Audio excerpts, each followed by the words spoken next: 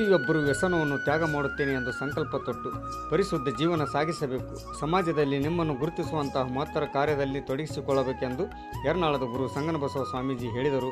ವಿಜಯಪುರ ಜಿಲ್ಲೆಯ ಬಸವನ ಬಾಗೇವಾಡಿ ತಾಲೂಕಿನ ಯರ್ನಾಳ್ ಗ್ರಾಮದ ವಿರಕ್ತ ಮಠದಲ್ಲಿ ಧರ್ಮಸ್ಥಳ ಗ್ರಾಮಾಭಿವೃದ್ಧಿ ಯೋಜನೆ, ವಿಜಯಪುರದ ಅಖಿಲ ಕರ್ನಾಟಕ ಜನಜಾಗೃತಿ ವೇದಿಕೆ ಹಾಗೂ ಧರ್ಮಸ್ಥಳ ಮಂಜುನಾಥೇಶ್ವರ ವ್ಯಸನ ಮುಕ್ತಿ ಮತ್ತು ಸಂಶೋಧನಾ ಕೇಂದ್ರ, ಯರ್ನಾಳದ ಜಗದ್ಗುರು ಪಂಪಾಪತಿ ಶಿವಯೋಗೇಶ್ವರ ವಿದ್ಯಾವರ್ತಕ ಸಂಘ ಸೇರಿದಂತೆ ವಿವಿಧ ಸ್ವಸಹಾಯ ಸಂಘಗಳ ಒಕ್ಕೂಟದ ಸಹಯೋಗದಲ್ಲಿ ಮಧ್ಯವರ್ಜನ ಶಿಬಿರದ ಸಮಾರೋಪ ಸಮಾರಂಭದ ಸಾನ್ನಿಧ್ಯ ವಹಿಸಿ ಮಾತನಾಡಿದರು. ಧರ್ಮಸ್ಥಳ ಜನಜಾಗೃತಿ ವೇದಿಕೆ ಯೋಜನಾಧಿಕಾರಿ ರಾಜೇಶ್ ಮಾತನಾಡಿ, ಕುಡಿತದ ನಶೆಯಲ್ಲಿ ಅಹಿತಕರ ಘಟನೆಗಳು ನಡೆಯುತ್ತವೆ. ಅಲ್ಲದೆ ಅಂತಹ ವ್ಯಕ್ತಿ ತನ್ನ ಆರೋಗ್ಯವನ್ನು ಹಾಳು ಮಾಡಿಕೊಳ್ಳುತ್ತಾನೆ. ಸಮಾಜದಲ್ಲಿ ನೆಮ್ಮದಿಯಿಂದ ಬದುಕಲು ಸಾಧ್ಯವಾಗಲಾರದು ಎಂದು ಹೇಳಿದರು. ಜೆಡಿಎಸ್ ರಾಜ್ಯ ಉಪಾಧ್ಯಕ್ಷ ಅಪ್ಪುಗೌಡ ಪಾಟೀಲ್, ಬಸವರಾಜ್ ಬ್ಯಾಕೋಡ್ ಮಾತನಾಡಿದರು. ಈ ಸಂದರ್ಭದಲ್ಲಿ ಯೋಜನಾಧಿಕಾರಿ ಸಂತೋಷ್ ಕುಮಾರ್ ರೈ, ಪ್ರವೀಣ್ ಆಚಾರ್ಯ, ಗ್ರಾಮ ಪಂಚಾಯತ್ ಅಧ್ಯಕ್ಷೆ ಶಾಂತವ ಕೋಲ್ಕರ್, ಯೋಗ ಶಿಕ್ಷಕ ಕಾಶಿನಾಥ್ ಔಟಿ, ಸಾವಿತ್ರಿ ಕಲ್ಯಾಣ್ ಶೆಟ್ಟಿ, ಸಿದ್ದು ಸಜ್ಜನ್, ರಾಮು ಒಂಟಗೋಡಿ, ಪ್ರಕಾಶ್ ಕೋಲ್ಕರ್, ಬಸವರಾಜ್ ಮರನೂರ್ ಸೇರಿದಂತೆ ಉಪಸ್ಥಿತರಿದ್ದರು.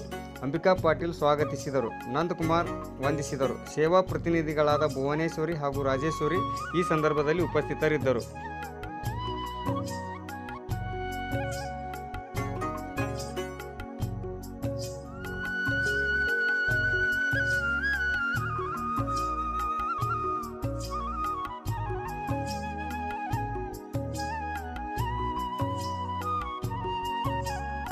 ಕೊಡ್ಲಿಲ್ಲ ಸರ್, ಅದಕ್ಕೆ ಮಾತಾಡ್ತಾ ಇರ್ಲಿಲ್ಲ ನೀವು ಅಲ್ವಾ ವಿನೋದಣ್ಣ?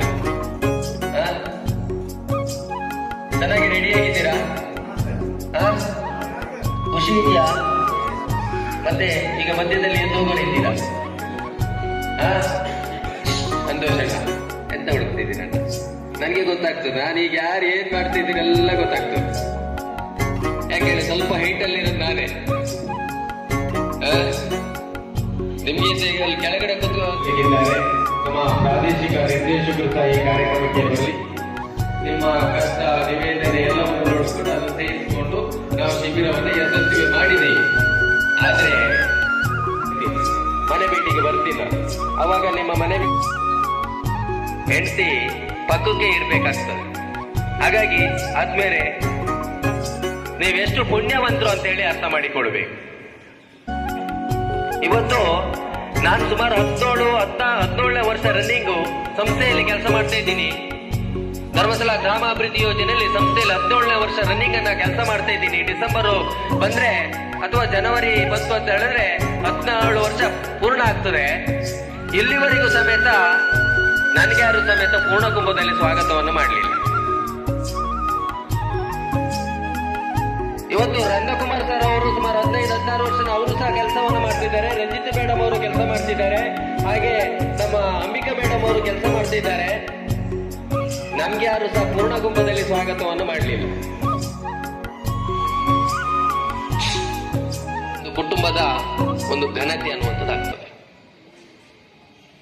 ಇಲ್ಲ ಅಂತ ಹೇಳಿದ್ರೆ ಭಾರಿ ಸಮಸ್ಯೆ ಆಗ್ತದೆ. ಇಷ್ಟು ದಿನ ನಾನು ಆವಾಗ ಹೇಳ್ತಾ ಇದ್ದೆ, ಇಷ್ಟು ದಿನ ನಿಮ್ಗೆ ಎಲ್ರಿಗೂ ಸಹ ಶಿಬಿರವನ್ನ ಮಾಡಿದ್ದು ವಿಕೆಟ್ ಇಲ್ಲದ ಕ್ರಿಕೆಟ್ ಇದ್ದಾಗೆ. ಗೊತ್ತಾಯ್ತಾ? ವಿಕೆಟ್ ಇಲ್ಲದ ಕ್ರಿಕೆಟ್ ಇದ್ದಾಗೆ. ಬೌಲಿಂಗ್ ಮಾಡೋವೇನ್ ಕೇಳ್ತೀಯ, ಬೌಲಿಂಗ್ ಮಾಡ್ತಾನೆ ಇದ್ದ. ಈ ಕಡೆ ಬ್ಯಾಟ್ ಬೀಸ್ತಾ ಇದ್ದ. ಯಾಕೆ ಅಂತ ಹೇಳಿದ್ರೆ ಹಿಂದ್ಗಡೆ ವಿಕೆಟ್ ನೆಡ್ಲಿಲ್ಲ. ವಿಕೆಟ್ ನೆಡ್ತಾ ಇದ್ದಾಗ ನಾ ಎಷ್ಟು ಬೇಕಾದ್ರೆ ಕ್ರಿಕೆಟ್ ಅನ್ನ ಆಡ್ಬೋದು. 6 ಹೋದ್ರು 4 ಹೋದು ಎಲ್ಲವೂ ಹೋಗ್ತಿದ್ದು. ಯಾವುದೇ ಭಯ ಇರಲಿಲ್ಲ ನಂಗೆ, ಇಲ್ಲಿ ವಿಕೆಟ್ ಇದೆ ಅನ್ನುವಂಥದ್ದು ಭಯ ಇರಲಿಲ್ಲ. ನಿನ್ನ ಮುಂದೆ ನಮ್ಮ ನಂದಕುಮಾರ್ ಅವರು ಹಾಗೆ ನಮ್ಮ ರಂಜಿತಾ ಸಿಸ್ಟರ್ ಅವರು ಏನ್ ಮಾಡಿದ್ದಾರೆ ಅಂತ ಹೇಳಿದ್ರೆ, ಆಚೆ ಒಂದು 3 ವಿಕೆಟ್, ಈ ಕಡೆ 3 ವಿಕೆಟ್ ಅನ್ನ ನೆಡ್ತಾ ಇದ್ದಾರೆ. ಗೊತ್ತಾಯ್ತಾ? ಇನ್ನು ಮುಂದೆ ನಿಮ್ಮ ಜೀವನ ಹೊರಗಡೆ ಹೋದ ತಕ್ಷಣ ವಿಕೆಟ್ ಅನ್ನ ಇಡಬೇಕಾಗ್ತದೆ. ಯಾಕೆಂದ್ರೆ ಅಲ್ಲಿ ಬೇಲಿ ಇಲ್ಲ ನನ್ನ ಸುತ್ತಕ್ಕೆ. ಈ ಕಡೆ ಆದ್ರೆ ನಾನು ಕರಿತಿದ್ದೆ, ಮೇಡಮ್ ಕರಿತಿದ್ರು, ಅಥವಾ ನಂದಕುಮಾರ್ ಸರ್ ಅವರು ಕರಿತಿದ್ರು, ಅಥವಾ ಸಮಿತಿಯವರು ಕರಿತಿದ್ರು, ಅಥವಾ ಯಾರು ನಮ್ಮ ಸ್ವಯಂ ಸೇವಕರು ಕರಿತಾ ಇರ್ತಿದ್ರು. ಎಲ್ಲರೂ ಕರಿತಾ ಇರ್ತಿದ್ರು. ಹಾಗಂತೇಳಿ ನನಗೇನು ಮಾಡ್ಲಿಕ್ಕೆ ಸಾಧ್ಯ ಆಗ್ತಿರ್ಲಿಲ್ಲ. ಅವಾಗ ನನ್ನ ಹಿಂದ್ಗಡೆ ವಿಕೆಟ್ ಇಲ್ಲಿ ಇರ್ಲಿಲ್ಲ.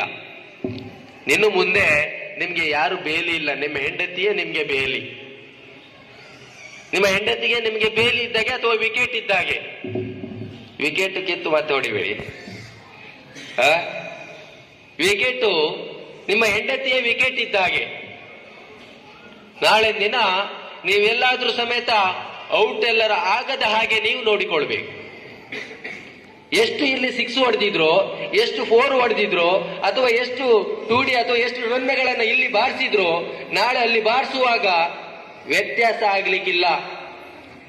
ಆ ಬಾಲು ವಿಕೆಟ್ ಅನ್ನ ನೆಟ್ಟಿ ಕಳಿಸಿದ್ರಲ್ಲ ನೀವು, ಅವಾಗ ಇಲ್ಲಿಯ ಯೋಚನೆಯ ತಕ್ಕಾಗಿ ಇದ್ರೆ, ಇಲ್ಲಿಯ ಯೋಚನೆಯ ತಕ್ಕಾಗೆ ಹೇಗೆ ಅಂತ ಹೇಳಿದ್ರೆ, ಇಲ್ಲಿ ವಿಕೆಟ್ ಇರ್ಲಿಲ್ಲ, ಎಷ್ಟು ಬೇಕಾದ್ರೂ ನಾನು ಬೀಸ್ತಾ ಇದ್ದೆ ಬ್ಯಾಟ್ ಅನ್ನ, ಎಷ್ಟು ಬೇಕಾದ್ರೂ ಹೇಗೆ ಬೇಕಾದ್ರೂ ಬೀಸ್ತಾ ಇದ್ದೆ. ಯಾಕೆ ಅಂತ ಹೇಳಿದ್ರೆ ಹಿಂದ್ಗಡೆ ವಿಕೆಟ್ ಇಲ್ಲದೆ ಇರುವಂತದ್ದು ನನಗೆ ಗೊತ್ತಿತ್ತು.